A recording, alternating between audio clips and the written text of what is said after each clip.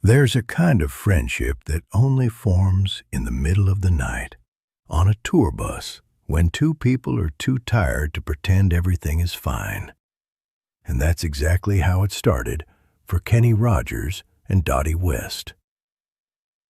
It was the mid-1970s, somewhere on a long stretch of highway between two tour stops, the kind of drive that blurred into every other drive that year. Dark windows, the low hum of tires on asphalt, a bus full of musicians either asleep or pretending to be. Most of the lights inside had been turned off hours earlier. In the back, near a small table bolted to the floor, two people were still awake. Kenny Rogers and Dottie West, both staring out at a stretch of highway that neither of them could really see. Both privately wondering whether the career they had built their lives around was already slipping away from them. To understand why that night mattered, it helps to understand where each of them stood at that moment, because neither of them was where the rest of the industry assumed they were. Dottie West, by the mid-1970s, was already one of the most respected women in country music. She had been recording for over a decade, had won awards, had written songs that other artists wanted to record, and had built a reputation as someone who could hold her own in a business that wasn't always generous to women who did. But respect in the music industry didn't always translate into security. Dottie had seen contracts come and go, watched labels shift their attention toward newer names, and learned the hard way that a strong reputation didn't guarantee a strong future.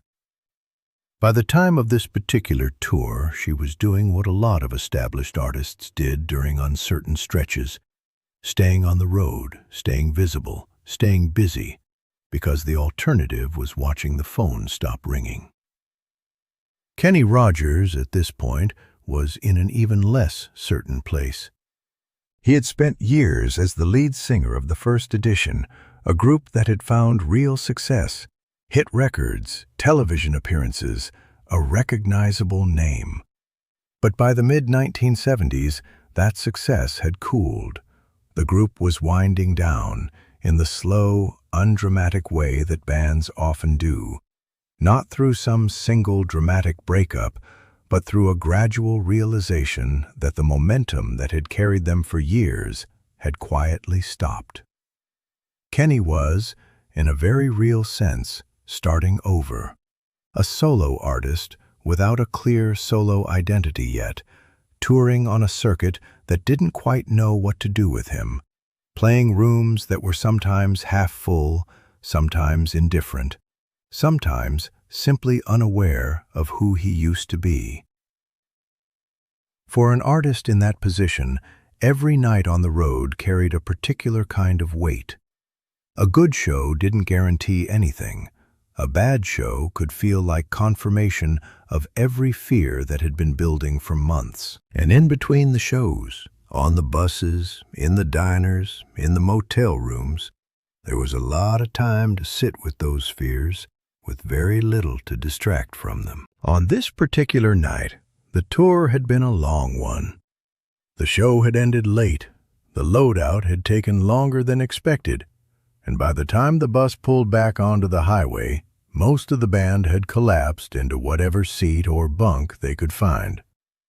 Kenny and Dottie, though, had known each other long enough and were tired enough, in that specific way that strips away the energy required to keep up appearances, that neither of them felt the need to retreat to a bunk and pretend to sleep.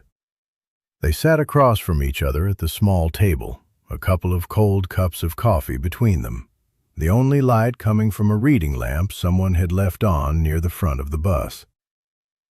For a while, they didn't talk about anything important. They talked about the show, a few songs that had gone well, a moment where the sound system had cut out for a few seconds and nobody in the crowd seemed to notice. They talked about people they both knew, other artists on similar circuits, the kind of shorthand conversation that happens between two people who have spent years in the same small world without ever needing to explain who anyone is. But somewhere in that conversation, the tone shifted. It wasn't a dramatic shift. Nobody raised their voice. Nobody said anything that would have sounded unusual to someone walking past. But Dottie, at some point, said something quieter than the rest of the conversation. Something close to an admission. The kind of thing performers rarely said out loud, even to each other, because saying it out loud made it feel more real. She talked in general terms about how unpredictable things had felt lately, how a career that had once felt solid now felt like it was being renegotiated every few months, how hard it was to keep showing up with the same energy when the ground underneath kept shifting. Kenny didn't respond right away.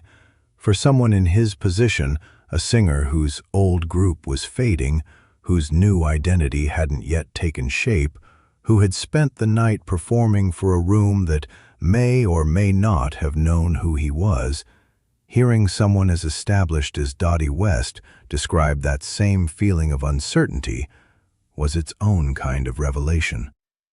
If she felt it too, after everything she had already accomplished, then maybe the uncertainty Kenny was feeling wasn't a sign that he was failing. Maybe it was just what this business felt like for almost everyone, almost all the time. Even the people who looked from the outside like they had it figured out.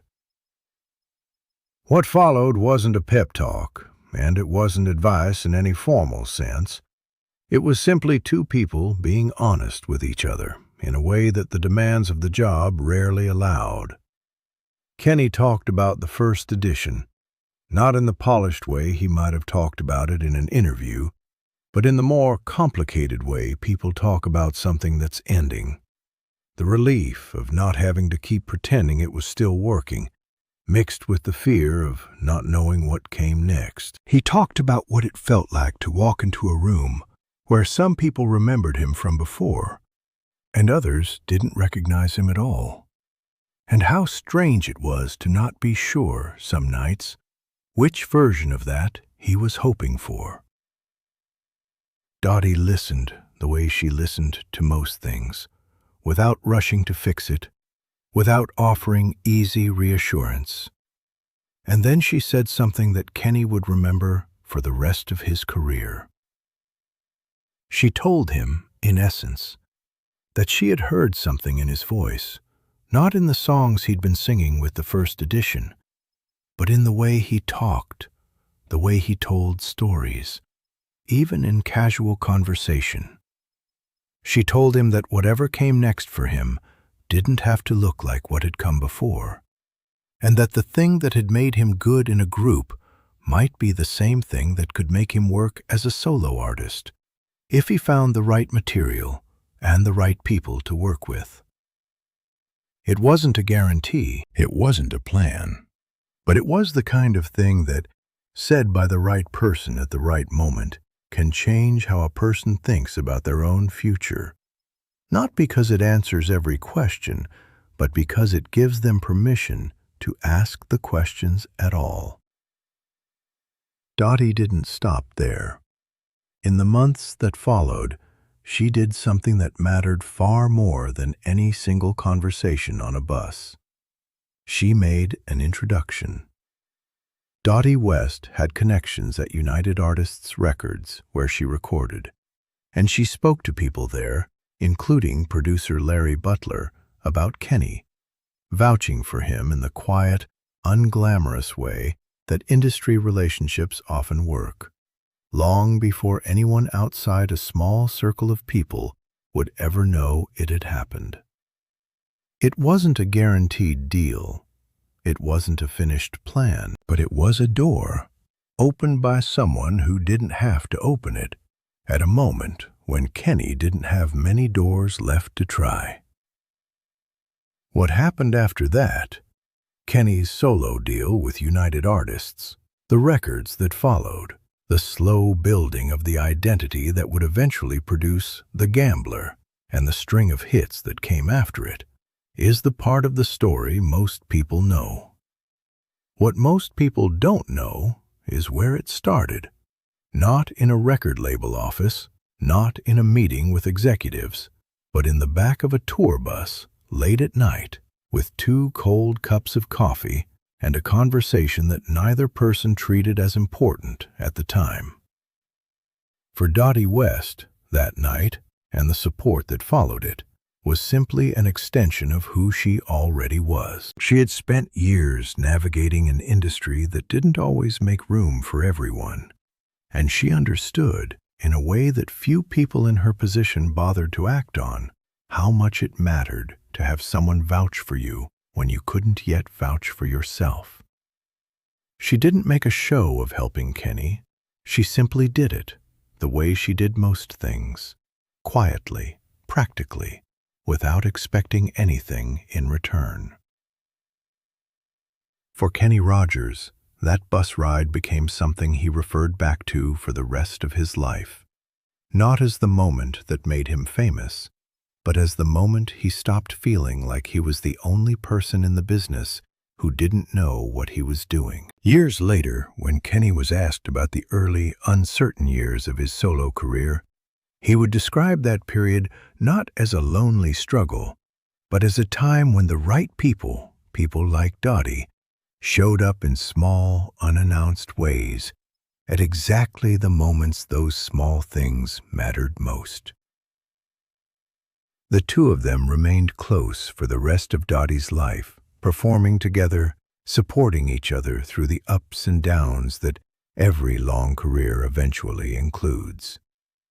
To audiences who saw them together, smiling, comfortable, clearly fond of each other, it would have looked like exactly what it was: 2 old friends who had known each other a long time. What those audiences couldn't see was where that friendship had actually been built. Not on a stage, not in front of cameras, but in the dark, on a highway, during a stretch of road that neither of them would have been able to point to on a map. That's the part of Kenny Rogers' story that rarely gets told.